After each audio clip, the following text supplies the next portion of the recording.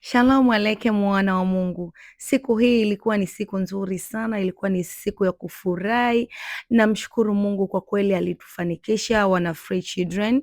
Tulikuwa na watoto walemavu watatu ambao walikuwa wana uhitaji wa wheelchair.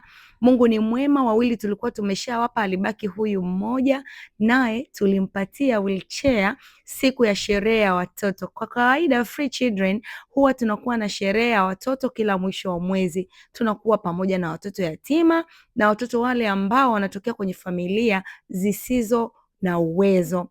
Unaona hapo binti yangu mzuri akakaa kwenye wheelchair yake, na timu yangu iko makini sana katika kushangilia. Timu yangu iko vizuri sana katika kufurahia. Jamani, siku ilikuwa ni siku ya furaha sana. Mtoto alifurahi. Tunatakiwa kuwajali watoto, tunatakiwa kuwapenda watoto. Hata katika kitabu kile cha Yakobo sura ya 1 mstari wa 27 inasema, dini iliyo safi sio nataka mbele za Mungu ni hii, kwenda kuwatazama yatima na kuwajali wajane na kusikiliza mahitaji yao. Sisi tumelitimiza hilo. Hakika tunapenda sana watoto. Nami nakusii ndugu yangu, jitoe kuwajali watoto, kuwatetea watoto wale wenye uhitaji, lakini pia na watoto yatima. Tukumbuke kuwa hawa watoto yatima sisi ndio wazazi wao. Tuwatunze, tuwalee.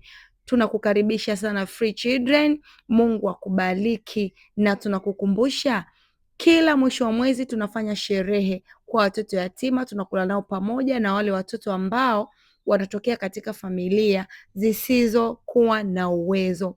Mungu akubariki sana. Asante kwa kutufuatilia. Endelea kuwa pamoja nasi, endelea kutufuatilia sherehe zetu na watoto wetu, na Mungu akutunze. Unaweza ukachangia chochote kwa namba hizo ambazo ziko hapo chini. Mungu akubariki.